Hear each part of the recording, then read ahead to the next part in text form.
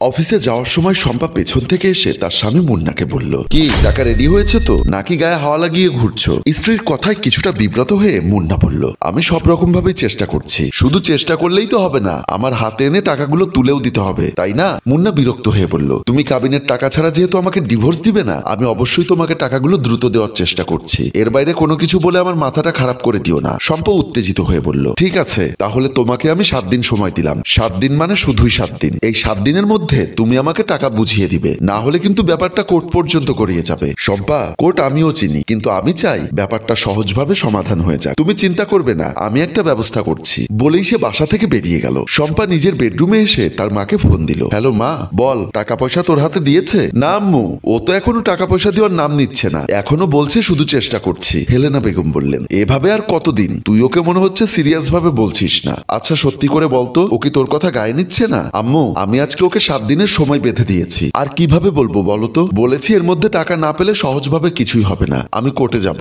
এসব শুকনো কথায় চিড়ে ভিজবে বলে আমার মনে হচ্ছে না। একটা কাজ কর, আজকে আমরা আবার উকিলের সাথে কথা বলি, তুই ওখানে চলে আয়, আমি যাচ্ছি। কিন্তু আম্মু, আমি তো ওকে 7 দিনের সময় দিয়েছি, এখন কি যাওয়ার দরকার আছে উকিলের কাছে? আরে তুই বুঝতে পারছিস না, তাড়াতাড়ি রেডি হয়ে আয়। কিছুক্ষণ পর হেলেনা বেগম তার মেয়েকে নিয়ে একজন উকিলের চেম্বারে বসলেন। কি ব্যাপার উকিল সাহেব, আর কতদিন অপেক্ষা করলে আমার মেয়ে ডিভোর্স পাবে বলেন তো? আপনি তাড়াতাড়ি অ্যাকশন নিন। শম্পা বলল, হ্যাঁ উকিল সাহেব, আপনি আরো দ্রুত কাজ করুন। দিন দিন আমার খুব অসহ্য লাগছে লোকটাকে। আপনারা খুব তাড়াতাড়ি সমাধান চাচ্ছেন, বুঝতে পেরেছি। আপনারা একটা কাজ করতে পারেন, আমার কাছে একটা ভালো বুদ্ধি আছে। শম্পা কিছুটা অবাক হয়ে বলল, কি বুদ্ধি বলুন? রাজীব বলল, আপনি রাতের বেলা ঘুমের ঔষধ খাইয়ে ঘুম পাড়িয়ে দেবেন, তারপর পিস পিস করে কেটে ফেলবেন, তারপর আমরা সহ সবাই মিলে সাথে ধরে একটা বস্তাতে লাশটা নিয়ে নদীতে ফেলে দিব। শম্পা বলল, আপনি কি পাগল হয়ে গেছেন? একজন উকিল হয়ে আপনি আমাকে এসব কি বুদ্ধি দিচ্ছেন? আমি যে উকিল সেটা মনে রেখেছেন দেখছি আপনারা, কারণ আপনারা যেভাবে আমাকে পরামর্শ দিচ্ছেন তাতে মনে হচ্ছে আমি আপনাদের কাছে সাহায্য চাচ্ছি। হেলেনা বেগম বললেন, আপনি পরিষ্কার করে কথা বলুন, আমাদের মাথা ঠিক নেই। আমি যেটা বলতে চাচ্ছি আপনারা আমার পরামর্শ নিন, আমাকে পরামর্শ দিবেন না। অতএব ধৈর্য ধরুন। উকিল নোটিশ দিয়েছি, যার এখনো সময় পার হয়নি, তাই এখন কিছু করা সম্ভব না। মুন্না তার অফিসের বস রেজার কেবিনে গিয়ে বলল, আসসালামু আলাইকুম স্যার, আসতে পারি? হ্যাঁ, ভেতরে এসে বসুন। কি ব্যাপার, কিছু বলবেন?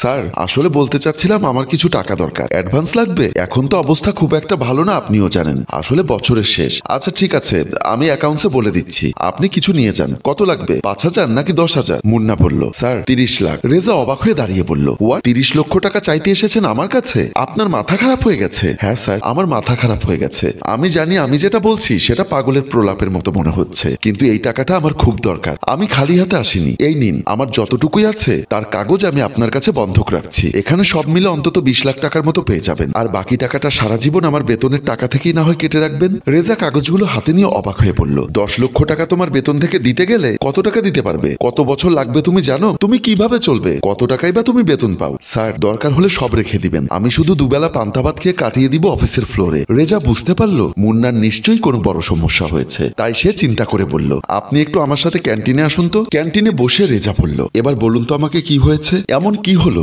যার জন্য জীবনের শেষ সম্বল পূর্বপুরুষের ভিটামাটি সব আপনি এভাবে দিয়ে দিচ্ছেন? স্যার, আমার স্ত্রী আমার কাছে তালাক চেয়েছে, আর আমার কাবিনের 30 লক্ষ টাকা তাকে অবশ্যই 7 দিনের মধ্যে পরিশোধ করতে হবে, না হলে আমাকে কোর্টে যেতে হবে। আমি আমার স্ত্রীকে খুব ভালোবাসি, আমি চাই না ও কোর্টের ঝামেলায় জড়াক, ঘোরাঘুরি করুক, ওর খুব কষ্ট হবে। তার থেকে ভালো আমি সারা জীবন কষ্ট করে নেব। এই টাকাটা ওকে দিয়ে আমি ওকে মুক্তি দিতে চাই। আপনার কথা শুনে মনে হচ্ছে আপনার স্ত্রীকে আপনি সত্যি খুব ভালোবাসেন, কিন্তু আপনার স্ত্রী আপনাকে কেন তালাক দিতে চাচ্ছে? আমি তোকে ডিভোর্সের ব্যবস্থা করে দিচ্ছি। এই স্বামীর কাছ থেকে তোর কি হবে বলতো? প্রেম করে বিয়ে করেছিস, বারবার করে নিষেধ করলাম, কিন্তু আমার কোনো কথাই শুনলি না। অনেক কষ্ট করে তোদের ডিভোর্সটা করাচ্ছি, এখন আমি যা বলছি তাই শুনবি, একটা কথাও বলবি না। ঠিক আছে মা, তুমি যেটা বলবে সেটাই হবে। উকিলের সাথে তো কথা বললাম, উনি তো বলেছে অপেক্ষা করতে। এখন কি করব? হেলেনা বেগম বললেন, এখন আর কিছু করার দরকার নেই, আপাতত বাসায় যাবি, সব কাপড় চোপড় গুছিয়ে আমার কাছে চলে আসবি। শম্পা বাধ্য মেয়ের মতো মাথা নেড়ে মাকে নিয়ে উকিলের চেম্বারের সামনে থেকে চলে আসলো। কিছুক্ষণ পর বাসার দরজা খুলে ঘরে ঢুকতে যাবে, এমন সময় শম্পার মাথায় পেছন থেকে কেউ একজন বাড়ি দিল। শম্পা পেছন ফিরে দেখলো একজন লম্বা মুখ ঢাকা মানুষ তার পেছনে দাঁড়িয়ে হাসছে, যার হাতে একটা পিস্তল। শম্পা জ্ঞান হারিয়ে লোকটার বাহুতে পড়ে গেল। লোকটা শম্পাকে ধরে কোনোভাবে ঘরে নিয়ে গেল।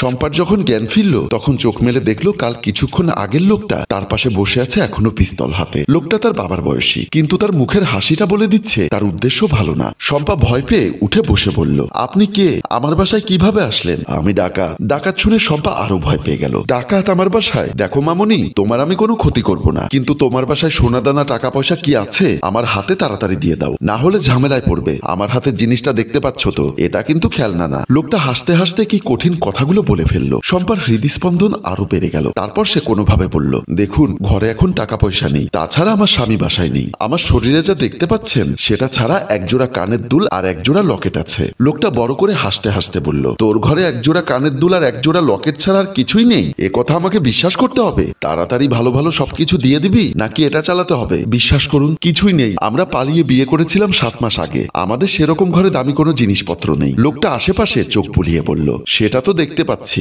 কিন্তু আমি কখনো এভাবে খালি হাতে ফিরে যাব না। টাকা পয়সা কিছু যখন পাচ্ছি না, তাহলে তো তোমার একটু পরিশ্রম করতে হবে। দেখুন আপনি আমার বাবার বয়সী, প্লিজ দয়া করে এসব করবেন না। লোকটা আবারও হাসতে হাসতে বলল, অনেকক্ষণ এখানে বসে আছি, মশার কামড় খেয়েছি, কিছু না পেলে তো আমি যাব না। শম্পা বলল, আচ্ছা ঠিক আছে, আমার কাছে একটা উপায় আছে। কি? ওদিকে মুন্না হাতে ব্যাগটা নিয়ে বলল, স্যার আপনাকে অসংখ্য ধন্যবাদ। মুন্না সাহেব, আপনার কথা শুনে আমার খুব খারাপ লাগছে। আপনার স্ত্রীকে আপনি প্রচন্ড ভালোবাসেন, এটাতে কোনো সন্দেহ নেই। আপনাকে আমি টাকাগুলো এমনিতেই দিতে পারতাম, কিন্তু আপনি নেবেন না। জোর করে আমার কাছে ভিটে বাড়ির কাগজপত্র দিয়ে যাচ্ছেন। আমি আশা করি আল্লাহ আপনার জন্য নিশ্চয়ই ভালো কিছু রেখেছেন। আমি দোয়া করি এই টাকা যেন আপনার কাজে না আসে, অর্থাৎ আপনাদের ডিভোর্সটা যেন না হয়। মুন্না মুচকি হেসে বলল, স্যার সেটা বোধহয় আর হবে না, এখন অনেক দেরি হয়ে গেছে। আমরা যে জায়গায় এসে পৌঁছে গেছি, এখান থেকে ডিভোর্স ছাড়া বোধহয় আর কোনো ভালো সমাধান নেই। আর আমার কথায় উপস্থিত এতগুলো টাকা দিয়ে আমাকে সাহায্য করার জন্য সারা জীবন আপনার কাছে ঋণী থাকবো স্যার। কথাগুলো বলে মুন্না রেজার বাসা থেকে বেরিয়ে গেল। সিঁড়ি দিয়ে নামবে এমন সময় তার কাছে কল আসলো শম্পার। রিসিভ করে বলল, তুমি চিন্তা করো না, আমি টাকা নিয়ে আসছি। এদিকে ড্রয়িং রুমে শম্পা বসে বসে ঘামছে, মাথায় তার পিস্তল ঠেকানো। ঢোক গিলে বলল, তুমি প্লিজ তাড়াতাড়ি এসো। শম্পার গলার আওয়াজটা মুন্নার কেমন যেন লাগলো। কি হয়েছে? তোমার কি কোনো সমস্যা হয়েছে? শম্পা বলল, আমি এখন কিছুই বলতে পারছি না, তুমি প্লিজ তাড়াতাড়ি এসো। মুন্না বলল, ঠিক আছে, আমি যত তাড়াতাড়ি সম্ভব চলে আসছি। কিছুক্ষণ পরেই নিজের বাসার সামনে কলিং বেল দিয়ে যাচ্ছে মুন্না। হঠাৎ করে দরজাটা খুলে গেল বলে সে ভেতরে ঢুকলো। মুহূর্তেই পেছন থেকে দরজাটা বন্ধ হয়ে গেল। তার মাথায় এসে ঠেকলো ডাকাতের পিস্তল। কে আপনি? আমার পরিচয় তোমার বউয়ের কাছে দেওয়া আছে, তাড়াতাড়ি চলো ওদিকে, বউয়ের মুখে সব কথা শুনে নেবে। তারপর ডাকাত মুন্নাকে ড্রয়িং রুমের দিকে নিয়ে গেল। মুন্না দেখলো সেখানে শম্পা আগে থেকেই বসে আছে। তার চোখ ছলছল, দেখেই বোঝা যাচ্ছে প্রচন্ড ভয় পেয়ে আছে। শম্পা বলল, তুমি 30 লক্ষ টাকা এনেছো? হ্যাঁ এনেছি, কিন্তু এখানে কি হচ্ছে আমাকে বলবে? তাড়াতাড়ি টাকাগুলো ওনার হাতে দিয়ে দাও, না হলে আমাদেরকে মেরে ফেলবে। ডাকাত মুন্নার হাত থেকে ব্যাগটা ছিনিয়ে নিল। তারপর ব্যাগ খুলে টাকাগুলো দেখে বলল, বা 30 লক্ষ টাকা? আমার আর কোনো চাহিদা নেই, আমি এগুলো নিয়ে চলে যাচ্ছি, টেনশন করার দরকার নেই। তারপর যাওয়ার আগে বলল, তোমাদের ঘরের যা অবস্থা দেখছি তা দেখে তো মনে হচ্ছে না তোমাদের কাছে এত টাকা থাকতে পারে। তাহলে এত টাকা নিয়ে বাসায় কি করছো? এই লটারি পেয়েছো নাকি? মুন্না বলল, এটা আমার ভিটে বাড়ি বিক্রি করা টাকা। ভিটে বাড়ি বিক্রি করে টাকা নিয়ে এসেছো কেন? বিদেশ যাচ্ছ নাকি? না। তাহলে? এই বলো। মুন্না বলল, আমার স্ত্রী আমার কাছ থেকে ডিভোর্স চায়, তাই তার কাবিনের টাকা দেওয়ার জন্য আমি আমার ভিটে বাড়ি বিক্রি করে দিয়েছি। ডাকাত অবাক হয়ে বলল, তুমি তো মামনি খারাপের খারাপ, কাবিনের টাকার জন্য স্বামীকে ভিটে বাড়ি বিক্রি করতে বাধ্য করে ফেললে। মুন্নার চোখের জল দেখে ডাকাত বলল, এই টাকা আমি নিতে পারবো না। আমি জীবনে অনেক ডাকাতি করেছি, অনেক মানুষের হক খেয়েছি, কিন্তু এই টাকায় হাত দিতে আমার বিবেকে বাধছে। এই ছেলেকে দেখে তো মনে হচ্ছে সে তোমাকে ডিভোর্স দিতে চায় না, তোমাকে অনেক ভালোবাসে। একবার ভেবে দেখো মামনি, দাঁত থাকতে দাঁতের মর্ম দিতে হয়। বলে ডাকাত টাকার ব্যাগ রেখে দিয়ে চলে গেল। সম্মানিত ভিউয়ার্স, গল্পটির রচনায় অভি ও চিত্রগ্রহণ ইফতি হোসেন এবং সম্পাদনায় কামরুল হাসান বাবু ও আলমগীর।